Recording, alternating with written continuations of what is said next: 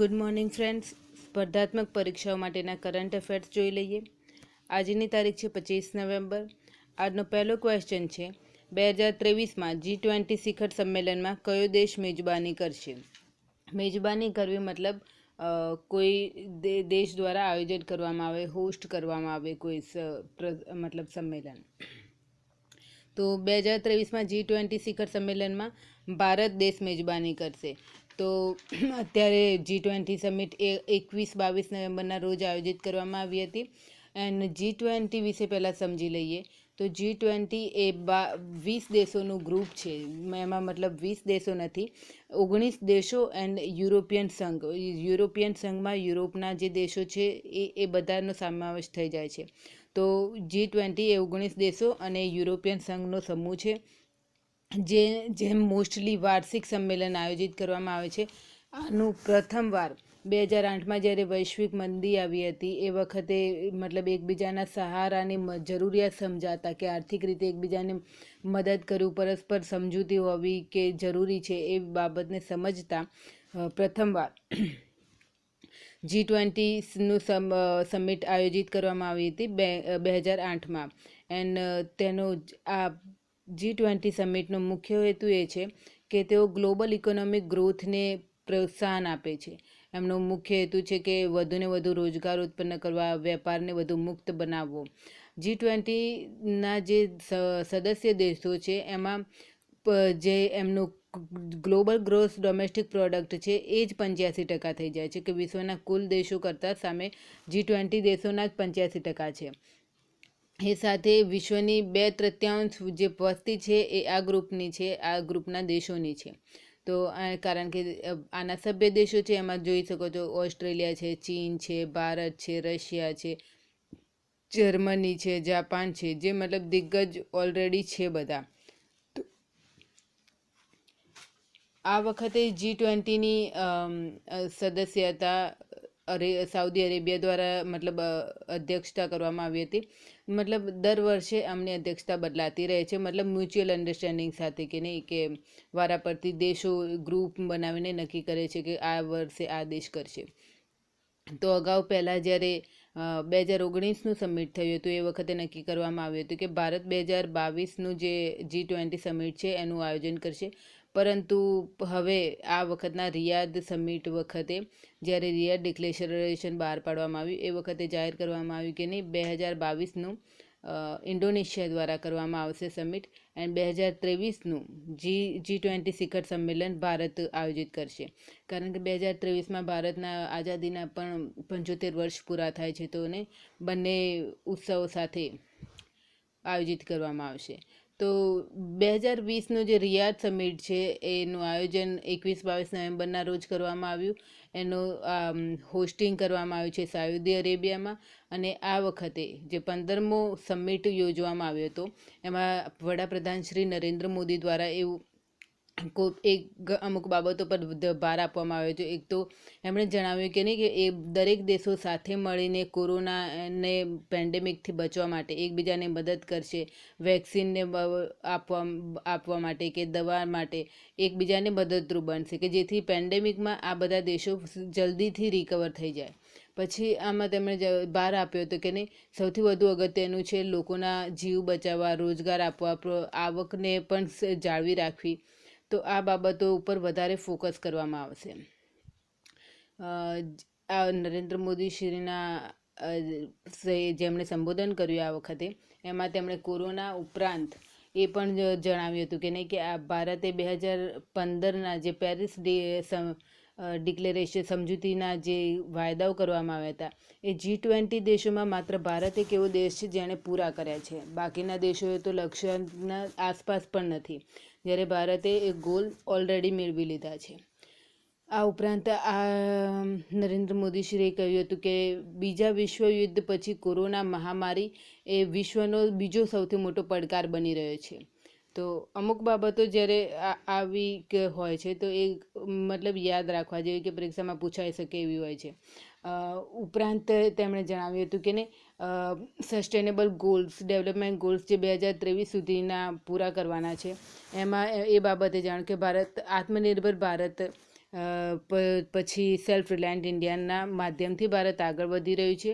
And હવે નહીં પેન્ડેમિકનો સમયગાળો છે ત્યારે living no one behind, work from anywhere, અમુક જે આવા શબ્દો છે ને એ પૂછાઈ શકે એવા હોય છે. તો જ્યારે આવા આપણા ભારતના વડાપ્રધાન દ્વારા આ શબ્દો બોલવામાં આવે છે ત્યારે એને પૂછાઈ શકે છે કે ક્વેશ્ચન બની શકે છે આના પરથી.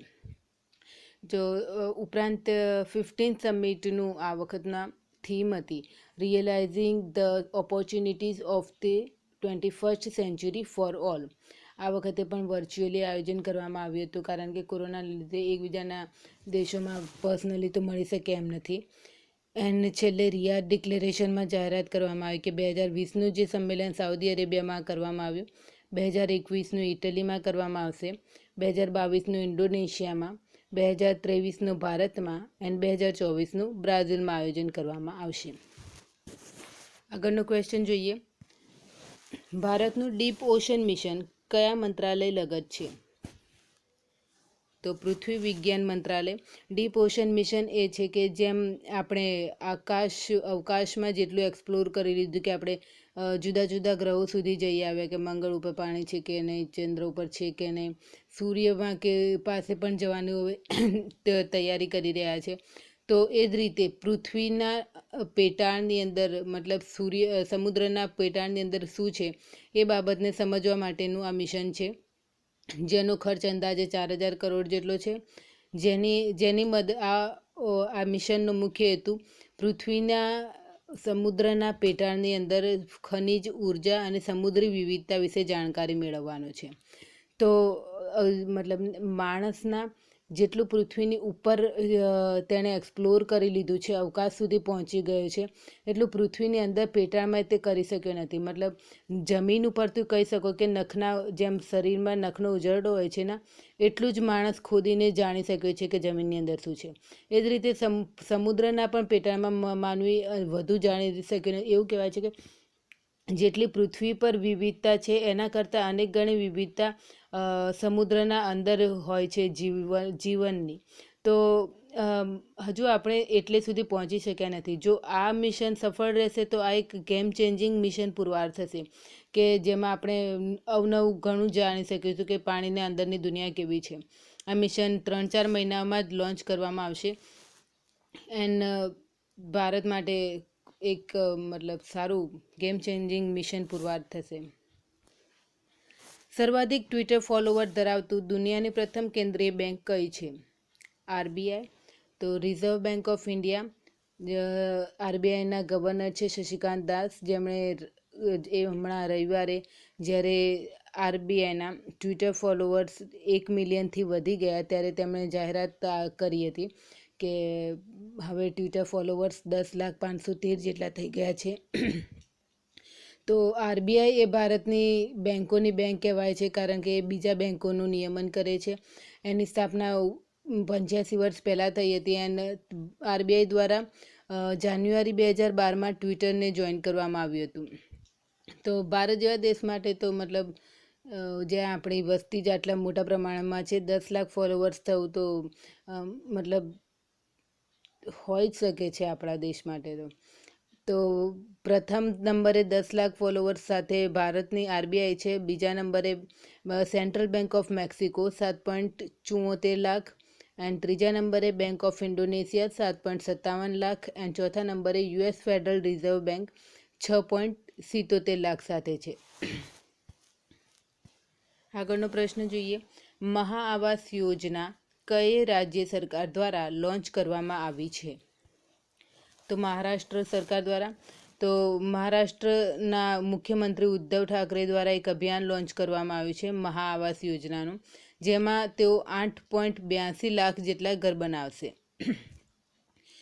આ યોજના દ્વારા રૂરલ હાઉસિંગ પ્લાનને એક પ્રકારનો પુશ મળશે, ધક્કો મળશે કે જેથી એમણે એવું નક્કી કર્યું કે આ યોજના હેઠળના 100 દિવસની અંદર મતલબ 20 નવેમ્બર 2020થી 28 ફેબ 2021 સુધીના અંદરના આટલા મકાનો બનાવી દેવામાં આવશે. તો આનો એસ્ટિમેટેડ ખર્ચ છે કે 4000 કરોડ જેટલો થશે એમાંના લોકોને ટોયલેટ જેવી એન્ડ અન્ય જરૂરિયાતોવાળા મકાનો પૂરા પાડવામાં આવશે. કયા રાજ્યમાં આયોજિત થનારો India international cherry blossom festival રદ કરવામાં આવ્યો? જવાબ છે મેઘાલય. તો કોરોનાના લીધે મેળાવડા મોટાભાગે રદ કરવામાં આવી રહ્યા છે, તો એવો એક આ પણ રદ કરી દેવામાં આવ્યો. તો India international cherry blossom festival એ મેઘાલયની રાજધાની શિલોંગમાં કરવામાં આવવાનો હતો. એ આ વખતે હવે વર્ચ્યુઅલી જ કરવામાં આવશે, જેમ બધું વર્ચ્યુઅલી થઈ રહ્યું છે. તો આમાં આ ચેરી બ્લોસમમાં એવું થયું કે ચેરીના ફૂલ જે છે એ એક સાથે એટલા ખીલી ઉઠે છે, તો આખું પહાડ જે છે કે શિલોંગનું હિલ સ્ટેશન એ ફૂલોથી ઘેરાઈ જવાને લીધે આખું પિંક દેખાવા લાગે છે. તો એકદમ રમણીય નજારો થઈ જાય છે. તો આ ફેસ્ટિવલ દરમિયાન તેઓ શું કરે છે કે ફિટનેસ, આર્ટ્સના ફેશન શો યોજે છે, રોક કોન્સર્ટ્સ યોજે છે, એ રીતે આયોજન કરીને આ ઉજવણી કરે છે. તો આ વખતે તો બહારના ટુરિસ્ટો તો નહીં આવી શકે, પરંતુ ત્યાંના લોકલ લોકો એન્ડ વર્ચ્યુઅલી રીતે ઉજવી શકશે. માનવીને બહાર આવવાની પરમિશન નથી, પરંતુ ચેરીના ફૂલોને કુદરતને પાંગરવાની તો અનુકૂળતા મળી ગઈ છે, આઝાદી એક રીતે મળી ગઈ છે. કેન્દ્રીય સંસ્કૃતિ મંત્રી દ્વારા લંડનથી મળેલ કાંસ્ય મૂર્તિઓને કયા રાજ્યને સોંપવામાં આવી? તમિલનાડુ. તો લંડનમાં ચોરી થઈ ગયેલી ભારતની મૂર્તિઓ લંડનમાં વેચી દેવામાં આવી હતી, અને હવે તે પાછી ભારતમાં લાવવામાં આવી, અને હવે તે તમિલનાડુ રાજ્ય સરકારને આપવાની છે. તો આવું થાય છે કે જ્યારે કોઈ પૌરાણિક મૂર્તિઓ હોય ને એને મોટા ચોરી કરી લઈને વિદેશોમાં વેચી દેવામાં આવે છે, અને એમાં મોંઘી કિંમતો લઈ લેવામાં આવે છે. તો આ મૂર્તિઓના લગભગ 500 વર્ષ જૂની હતી, જે તમિલનાડુના શ્રી રાજગોપાલા મંદિરથી ચોરાઈ હતી. આ મંદિરમાંના વિજયનગર સામ્રાજ્ય સમયનું હતું. તો આ મંદિરમાં 4 મૂર્તિઓ હતી, રામ, સીતા, લક્ષ્મણ અને હનુમાનની. તો એમાં રામ, સીતા, લક્ષ્મણની મૂર્તિઓ 24 નવેમ્બર 1978ના રોજ ચોરાઈ ગઈ હતી અને લંડનમાં વેચી દેવામાં આવી હતી. તો હમણાં તો એ આ ભારતના આર્કિયોલોજીકલ સર્વે ઓફ ઇન્ડિયા વિભાગ પાસે છે, પરંતુ હવે તે તમિલનાડુ રાજ્ય સરકારને આપવામાં આવી છે. ભારતની કઈ હાઈકોર્ટે પિતરાઈ ભાઈ બહેનો વચ્ચેના લગ્નને અવૈધ ઠેરવ્યો છે? પંજાબ અને હરિયાણા હાઈકોર્ટ. તો આ પંજાબ અને હરિયાણા હાઈકોર્ટમાં એક કેસ હતો કે જેમાં એક 21 વર્ષના છોકરાએ એક છોકરીએ જે લગ્ન કરી લીધા હતા કે એમના લગ્નને અવૈધ ઠેરવ્યું હતું, કારણ કે બંનેના પિતા સગા ભાઈ હતા. તો હિન્દુ મેરેજ એક્ટ મુજબના તમે જે બંનેના પ્રથમ પિતરાઈ હોય એમના વચ્ચેના લગ્નને અવૈધ ગણવામાં આવે છે. ઉપરાંત આ કેસમાં તો છોકરી પણ માઇનોર હતી, એટલે કોર્ટે એવું ચુકાદો આપ્યો કે અગર તે 18 વર્ષની પુખ્ત વયની થઈ જાય છે તો પણ તેમના લગ્નને અવૈધ ગણવામાં આવશે, કારણ કે તેઓ પ્રથમ પિતરાઈ વચ્ચેના લગ્ન છે, જે અવૈધ ગણવામાં આવશે. વર્ષ 2020નો ગોલ્ડન બોય એવોર્ડ કોણે જીત્યો? એર્લિંગ હોલેન્ડ. તો આ એવોર્ડ એ યુરોપિયન લીગમાં શાનદાર પ્રદર્શન જે કરે છે એવા વ્યક્તિ જે 21 વર્ષથી નાના હોય છે એમને આપવામાં આવે છે. તો એર્લિંગ હોલેન્ડ એ નોર્વેના ખેલાડી છે. તેમણે ગત સિઝનમાં 44 ગોલ કર્યા હતા, 40 જે મેચો થઈ હતી એમાં. તો એમના માટે એમને આ એવોર્ડ આપવામાં આવે છે, ગોલ્ડન બોય એવોર્ડ. કયા રાજ્યે સટ્ટાબાજીથી જોડાયેલા ઓનલાઈન ગેમિંગને પ્રતિબંધિત કરવાનો આદેશ બહાર પાડ્યો છે? તો તમિલનાડુ સરકાર દ્વારા. તો તમિલનાડુ સરકારનું માનવું છે કે ઓનલાઈન જે ગેમો છે એ એવિલ્સ ઓફ ઓનલાઈન ગેમિંગ છે. તો એમણે એમ કહ્યું છે કે હવે જે રમત રમતા પકડાયાના એમને 5,000નો દંડ થશે અથવા તો 6 મહિનાની કેદ થશે, અને જે ફરીથી પકડાય જે અવોઇડ કરે છે, જેમને પડી જ નથી, એ લોકોને ફરીથી 10,000નો દંડ થઈ શકે છે અને 2 વર્ષની જેલ થશે. તો એમનું તમિલનાડુ રાજ્ય સરકારનું કહેવું છે કે નહીં, આ પ્રકારની ગેમો શું હોય છે, એમાં મોટાભાગે ખાસ કરીને તો યુથ છેતરાય છે. અને કેટલાક તો એટલા પછી ડીપલી અંદર જતા રહે છે કે આત્મહત્યા કરી લે છે. જે એક શાકવાળી બ્લુ શાક કે એવી ગેમ બી આવતી હતી, તો એમાં પણ લોકો સુસાઇડ તરફ જતા હતા. પબજીમાં બી એકબીજાને ગળા કાપી નાખો એટલું થઈ જાય છે. હમણાં મતલબ નાના બાળકો સુધી પણ ફાયર ફાઇટર જેવી ગેમમાં મતલબ રમ્યા જ કરે છે. તો આવી ઓનલાઈન જે ગેમો હોય છે ને, તો એક પ્રકારની લત લગાડી રહ્યા છે. તો ઓનલાઈન જે રમાય છે, જે જુગાર કે પછી પત્તાવાળી જે પૈસા મેળવતી હોય એવી કોઈ પણ ગેમ હશે, એના ઉપર પ્રતિબંધ મૂકી દેવામાં આવ્યો છે, બેન કરી દેવામાં આવ્યો છે. તો આ પહેલાં આંધ્રપ્રદેશ અને તેલંગાણા રાજ્યે પણ ઓનલાઈન જુગારને પત્તાની રમતને બેન કરી દીધી હતી. કારણ કે આમાં મોટાભાગે નસીબનો જ ખેલ હોય છે. એન્ડ એમાં આવી રમતોમાં સરકાર કોઈ નિયમો ઘડેલા નથી હોતા, મતલબ ને એને મન ફાવે એ કરી શકે છે. તો એક રીતે તમને નુકસાન જ છે, સમયનો ને નાણાંનો વેડફાટ જ છે. અને બાળકોમાં જો આ રમતો આવીનો લત, તો એની લત લાગી જાય છે અને છોડવી મુશ્કેલ બની જાય છે. સારું છે, બંધ જ કરે પબજી ને બધે. ફૂડ ડિલિવરી સ્ટાર્ટઅપ બ્રાન્ડ ભારત ઈટના નવા બ્રાન્ડ એમ્બેસેડર કોણ બન્યા છે? રવિ કિશન.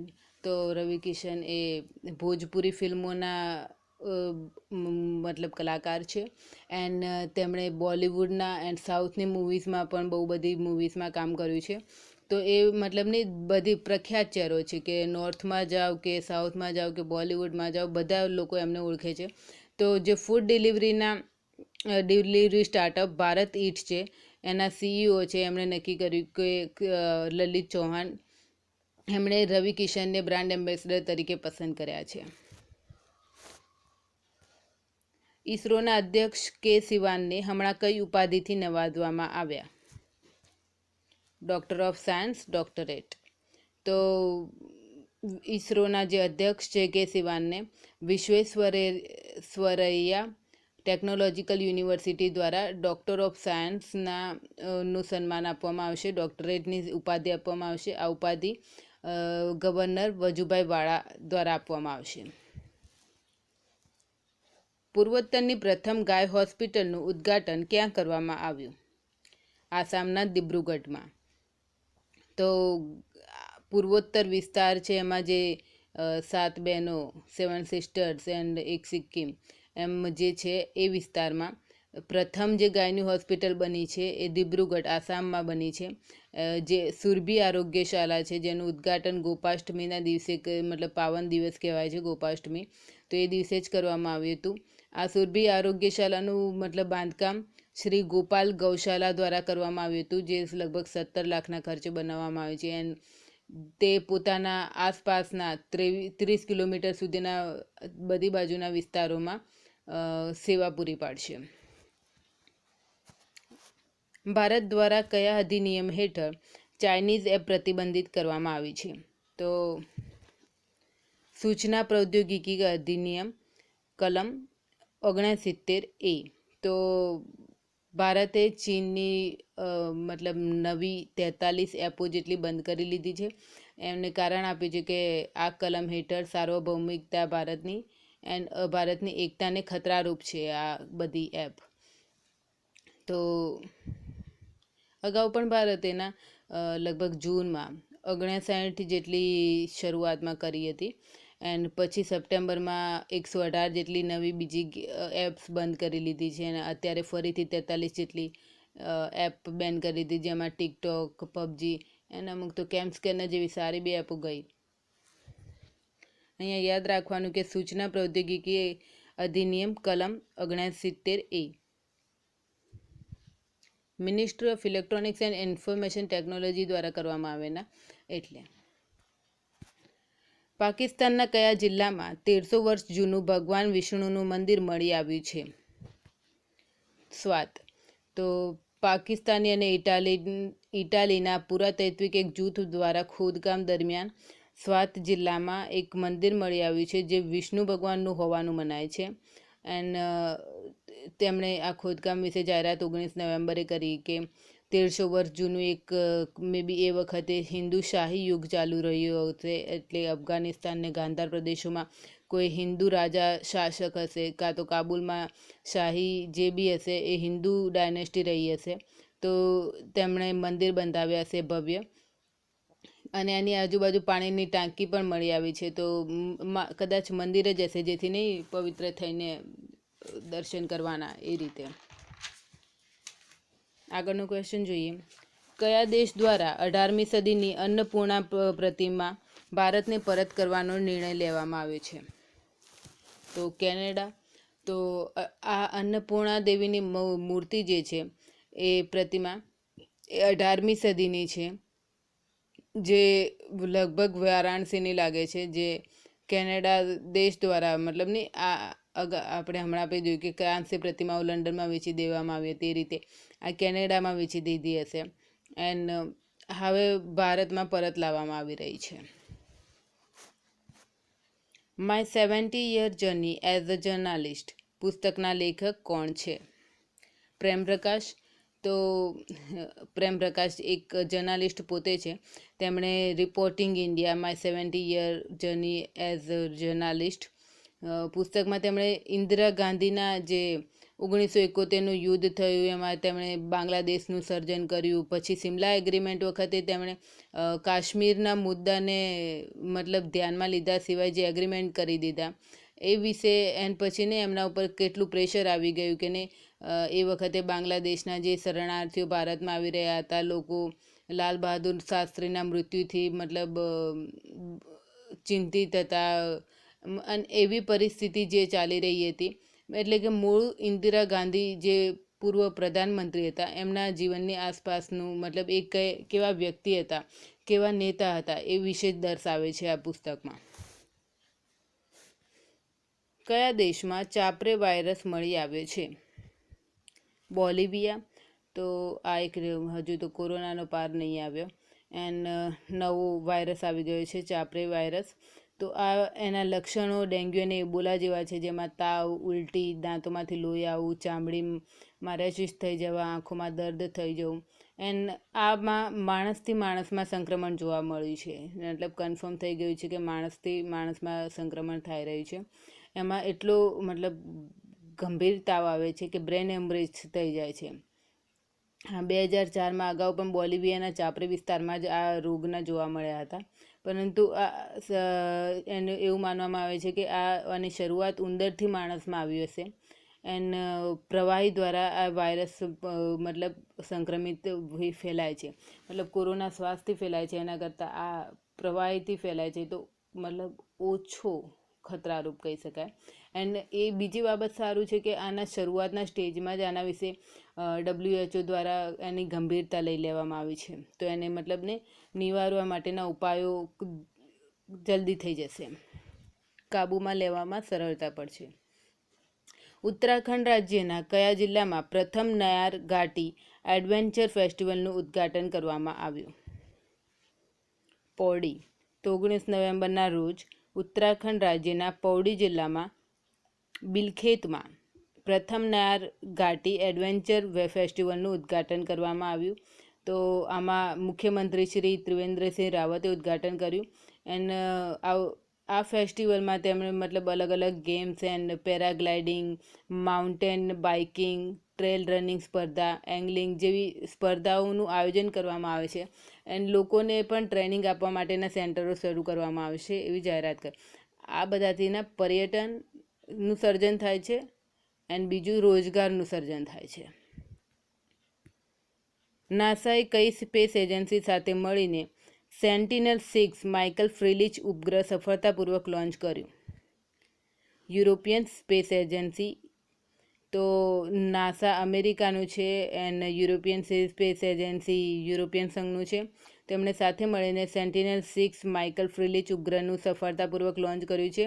તો આ ઉપગ્રહનું મુખ્ય કામ એ છે કે પૃથ્વીના મહાસાગરો ઉપર નજર રાખશે, મતલબ કેટલી ઊંડાઈ છે, સમુદ્રની અંદર શું છે, ગ્લોબલ વોર્મિંગ એન્ડ જળવાયુ પરિવર્તન માટે આ ઉપગ્રહ ખૂબ અગત્યનું બની રહેશે, જે એક્યુરેટ મતલબ સચોટ માહિતી પૂરી પાડતું થશે કે સમુદ્રને બાબતની. તો મોટાભાગે ઉપગ્રહો અવકાશના જ હોય છે એવું નહીં, આ મહાસાગરોનું સ્પેશિયલ ધ્યાન રાખવા માટેનો છે. કઈ બેંક હેઠળ મેગા પ્રાઇવેટાઇઝેશન થવાની શક્યતા છે? રિઝર્વ બેંક ઓફ ઇન્ડિયા બેંકોના બેંક છે, તો એમણે મતલબ એમના આંતરિક કાર્યસમૂહે એક સજેશન આપ્યું હતું કે નહીં, અત્યારે બેંકોમાં, ભારતીય બેંકોમાં એનપીએનું પ્રમાણ, નોન પરફોર્મન્સ એસેટ્સનું પ્રમાણ વધી રહ્યું છે, તો એ એવું સજેશન આપ્યું કે નહીં બેંકને પ્રાઇવેટ કરી દેવામાં આવે, કે નહીં મોટા કોર્પોરેટ એન્ડ ઇન્ડસ્ટ્રીયલ જે પોતે સક્ષમ છે, તો જેવા કે ટાટા, આદિત્ય બિરલા સમૂહ, રિલાયન્સ, બજાજ જેવા, એમની કોર્પોરેટ ઓનરશિપ આપી દેવામાં આવે. તો આના માટે બેન્કિંગ રેગ્યુલેશન એક્ટમાં સુધારો કરવો પડશે, કારણ કે એના સિવાય તો મતલબ બેંકના નિયમ પ્રાઇવેટીકરણ, મતલબ પ્રાઇવેટ ગ્રુપ કે વ્યવસાયિકો કે કંપનીઓ બેંકો નહીં ખોલી શકે ના, તો એમાં સુધારો કરવો પડશે.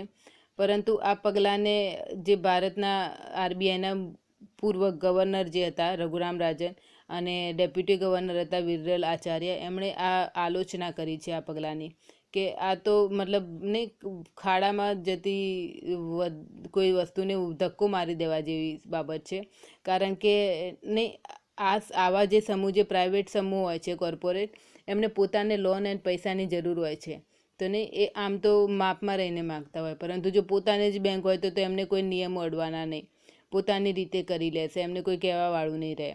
અને જ્યારે આવા જ કોર્પોરેટ હાઉસને જો પૈસાની આર્થિક આટલી તાકાત મળી જશે, તો તેઓ આર્થિક રીતે અને રાજનીતિક રીતે મજબૂત બની જશે, એમ મતલબ તાકાતવર બની જશે વધારે, તો સત્તા એક બાજુ જતી રહેશે એમ. તો બેંકનું પ્રાઇવેટાઇઝેશન જોઈએ આપણે આગળ થાય છે કે નહીં, હજુ તો મતલબ રજૂઆત જ થઈ છે, અને એમાં આદિત્ય બિરલા, ટાટા, રિલાયન્સ એન્ડ બજાજ જેવી કંપનીઓ ભાગ લે એવી શક્યતા પણ છે. તો આજના માટે આટલું જ. Thank you.